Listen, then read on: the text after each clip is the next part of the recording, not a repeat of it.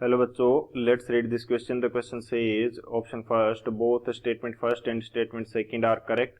Option second both statement first and statement second are incorrect. Option third statement first is correct and statement second is incorrect. Option fourth statement first is incorrect and statement second is correct. Statement first CuSO4 solution is acidic. Statement second only cationic hydrolysis takes place. तो इस question के अंदर हमें दे रखा है दो statement given है. Statement first के अंदर हमें दे रखा है कि CuSO4 सॉल्यूशन जो होता है वो एसिडिक होता है. स्टेटमेंट सेकंड हमें दे रखा है क्योंकि इसके अंदर ओनली केटाइनिक हाइड्रोलाइसिस होता है, इसकी वजह से. तो हम बात करते हैं की कंसेप्ट की यदि बात की जाए, की कंसेप्ट की यदि बात करें तो इस क्वेश्चन के लिए हमारे पास क्या की कंसेप्ट होगा. फर्स्ट की कंसेप्ट हमारा हो जाएगा हाइड्रोलाइसिस ऑफ साल्ट. यानी कि जो साल्ट है उसके वाटर से रिएक्शन करवाएंगे और हम देखेंगे कि किस प्रकार से हाइड्रोलाइसिस हो रहा है, यानी कि वाटर के साथ वो किस प्रकार से रिएक्ट कर रहा है. तो कोई भी साल्ट है उसके अंदर दो पार्ट होते हैं, केटाइनिक पार्ट एंड एनाइनिक पार्ट. यदि केटाइनिक पार्ट का हाइड्रोलाइसिस होता है तो एसिडिक सॉल्यूशन बनता है. वो भी हम एग्जांपल के साथ देखेंगे कि किस प्रकार से बनता है.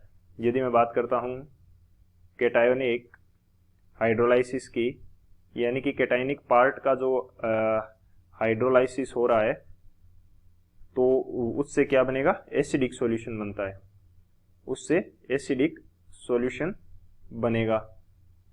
सेकंड, यदि एनायनिक पार्ट का हाइड्रोलाइसिस होता है, एनायनिक हाइड्रोलाइसिस होगा, एनायनिक हाइड्रोलाइसिस हुआ तो उससे कैसा सॉल्यूशन बनेगा, उससे बनेगा बेसिक नेचर का सॉल्यूशन, उससे हमारे पास बनेगा बेसिक सॉल्यूशन.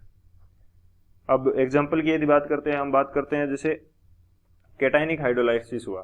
केटाइनिक जैसे मैं कॉपर प्लस टू जो है इसका हाइड्रोलाइसिस करवाता हूं, किससे, इसकी रिएक्शन करवाई वाटर के साथ, तो ये हमें क्या प्रोवाइड करेगा, ये हमें प्रोवाइड करेगा CuOH2 प्लस 2H पॉजिटिव. तो ये हुआ केटाइनिक हाइड्रोलाइसिस. और सॉल्यूशन के अंदर हमारे पास क्या है, सॉल्यूशन के अंदर हमारे पास है 2H पॉजिटिव. तो ये H पॉजिटिव क्या देंगे, एसिडिक नेचर हमें प्रोवाइड कराएंगे, एसिडिक नेचर के लिए रिस्पॉन्सिबल होंगे. इसी तरह से जब यदि मैं एनाइनिक हाइड्रोलाइसिस की बात करता हूं, जैसे मेरे पास Cn नेगेटिव है, तो Cn नेगेटिव का मैंने हाइड्रोलाइसिस करवाया प्लस H2O, तो ये हमें क्या प्रोवाइड करेगा, ये हमें प्रोवाइड करेगा HCN plus OH negative, HCN plus OH negative. तो हाइड्रोलाइसिस किसका हुआ, एनाइनिक पार्ट का, और हमें प्रोवाइड किया सॉल्यूशन के अंदर क्या मिल गया, OH नेगेटिव. और OH नेगेटिव क्या होता है, बेसिक नेचर प्रोवाइड करवाता है. ये क्या करवाता है, बेसिक नेचर. तो ये हमारा मेन की कंसेप्ट हो जाएगा. इस की कंसेप्ट की हेल्प से इस क्वेश्चन को सॉल्व करते हैं. अब यदि बात की जाए सॉल्यूशन की, तो इसने हमें स्टेटमेंट फर्स्ट में बोल रखा है कि CuSO4 सॉल्यूशन है वो एसिडिक सॉल्यूशन होगा. CuSO4 सॉल्यूशन हमारे पास कैसा होगा, एसिडिक होगा. तो बेसिकली इसको हम दो तरीके से समझ सकते हैं. दो तरीके से कैसे, जैसे मैंने CuSO4 की रिएक्शन करवाई प्लस H2O से, तो ये रिएक्शन हमें क्या देगी, ये हमें देगी CuOH2 प्लस क्या देगी, H2SO4, ये होगी. तो अब ये हमारा क्या है, स्ट्रॉन्ग एसिड है. तो स्ट्रॉन्ग एसिड के कारण हमें क्या मिलेगा, एसिडिक सॉल्यूशन, ये हो गया.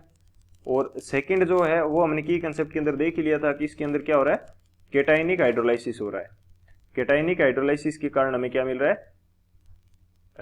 केटाइनिक हाइड्रोलाइसिस के कारण हमें मिल रहा है एसिडिक सॉल्यूशन. तो ये हमें मिल रहा था, क्या मिल रहा था, CuOH twice plus 2H positive, ये हमें मिल रहा था. इसकी वजह से हमें क्या मिल रहा था, एसिडिक सॉल्यूशन. एसिडिक सॉल्यूशन यहां पे हमें मिल रहा था.